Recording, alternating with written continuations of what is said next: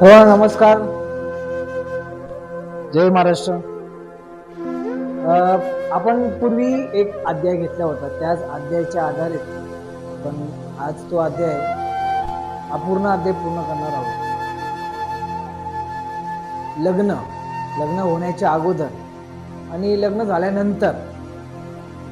आता प्रथम काय होतं माहिती आहे का, की जर आपण आता आजच्या ज्या ह्या आताच्या कंडिशनमध्ये पाहिलं, की काही लव्ह मॅरेज होत आहेत, काही अरेंज मॅरेज होतात. पण त्याच्यामध्ये कसं होतंय, की लग्न होण्याच्या अगोदर म्हणा किंवा लग्न व्हायच्या नंतरही म्हणा, मी तसे काही विषय मांडतो. ज्या वेळेला आपण जास्त रागात असतो ना, दोन्ही बाजूने म्हणतोय मी, मुलाच्या बाजूने म्हणतोय, मुलाच्या बाजूने, मुलगीच्या बाजूने म्हणतोय. मुलगी किंवा मुलगा दोघांनी पण आपण जेव्हा रागात असतो ना, तेव्हा उत्तर देऊ नका.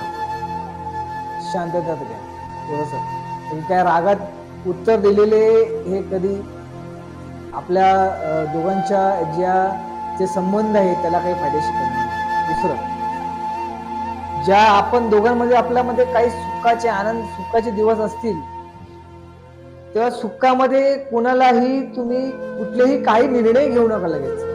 माहिती आहे आपल्याला सुख आले की लगेच आपण निर्णय घ्यायला जातो. तसा काय निर्णय घेऊ नका. मागे कारण असं आहे, निर्णय घेतले की ते निर्णय होतीलच आणि त्याच्यावरती आपण ते सर्व करूच असं काही होणार नाही. आपल्याकडे आपल्या आयुष्यामध्ये आनंदही खूप येतो. ज्या वेळेला जास्त आनंद असेल त्यावेळेला आश्वासन देऊ नका.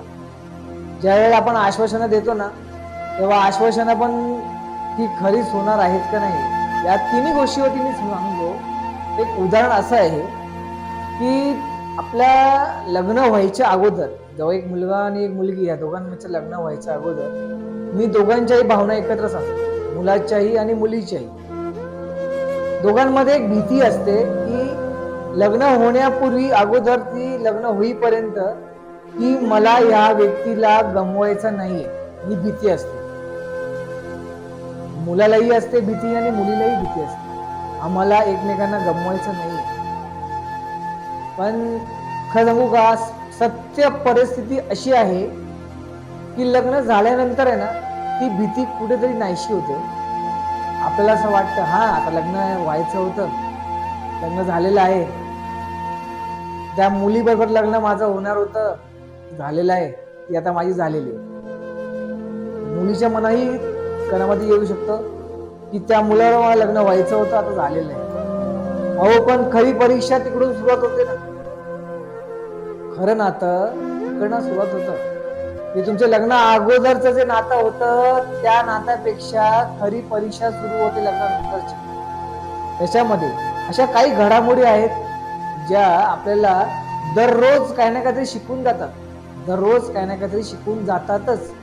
आणि तर ज्या गोष्टी दररोज आपल्याला शिकवतायत त्याचा अर्थ हा आहे, कुठेतरी आपल्यामध्ये ना अविश्वास किंवा आपल्यामधलं जे काही प्रेम होतं अगोदर खूप होतं. म्हणजे काही काही मुली म्हणतात, हा लग्न अगोदर तुम्हाला हे बोलायचं, तसं बोलायचं, डार्लिंग म्हणायचं, हे ते असं असं. आता काय झालं, आता तू काय बोलत नाहीयेस. मुलगाही तसंच म्हणतो, लग्न अगोदर तू माझ्याशी खूप काय मला बोलायचीस, असं करूया तसं करूया, आता काय झालं, लग्नानंतर तू आता भांडायला लागलीस, हे ते.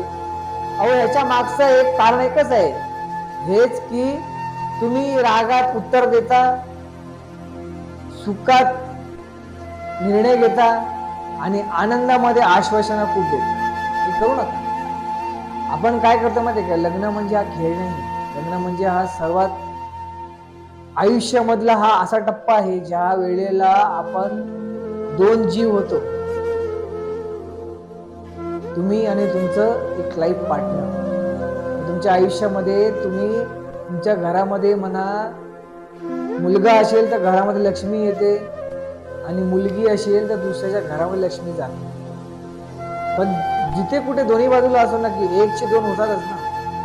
मग 2 चे 4 पाय जेव्हा होतात ना, तेव्हा दोघांचे विचारही तसेच पाहिजे. एकमेकांवर विश्वास असा पाहिजे, विश्वास असा पाहिजे आणि त्याचबरोबर आयुष्यभर तसाच प्रेम राहावा यासाठी आपण जसे अगोदर होतो तसे नॉर्मल राहण्यामध्ये काय फरक पडत नाही. सर्वात प्रथम म्हणजे तर मित्र मैत्रिणीसारखं राहण्यामध्ये काय फरक पडत नाही. प्रथम तर मी तर म्हणतो लग्नानंतर आपण मित्र मैत्रिणीसारखं राहिलं पाहिजेच. कारण की मित्र मैत्रिणीसारखं जर आपण राहिलोच नाही तर आपल्या नात्याला या कुठेतरी नाव पडत नाही आपलं. कारण की नंतर मग आपण फक्त एक एक फॉर्मॅलिटी म्हणून आपण राहून जातो. आपल्याकडे जबाबदाऱ्या येऊन जातात. जबाबदाऱ्या आल्या की मग आपल्या जबाबदाऱ्या वाढत जातात. हा गांभीर्याने विषय समजून घ्या. माझं काय म्हणायचं होतं ते. लग्न करायचंय तर निर्णय असा करा की लग्ना अगोदरही मी तसाच राहील, मी तशीच राहील, लग्नानंतरही मी तसाच राहील आणि मी तशीच राहील. घर सांभाळून पर्व सांभाळून सर्व एक गोष्टी सांभाळून आम्ही आमचा संसार सुखात नांदते. माझी तर खूप खूप इच्छा आहे, सर्वांना देवाचरणी इच्छा आहे. आज अनंत चतुर्थीच्या निमित्ताने सर्वांना गणपती बाप्पा गणेश चतुर्थीच्या अनंत चतुर्थीच्या तुम्हाला सर्वांना खूप खूप शुभेच्छा. आणि ज्यांचंही पुढे लग्न होणार असेल किंवा होत असेल झालं असेलही सुद्धा त्यांना हा अध्याय ह्याच्यामधून तुम्हाला काही शिकता आलं तर खरंच माझा हा अध्याय खूप चांगला ठरेल. तोपर्यंत सुखात राहा. तोपर्यंत काय आयुष्यभर सुखात राहा, आनंदी राहा आणि कुठल्या गोष्टीचं 1चे 2 करू नका. जेवढा होईल तेवढा लवकर लवकर संपवण्याचा प्रयत्न करा. उद्या आपण नवीन विषयावर भेटूया. जय महाराष्ट्र.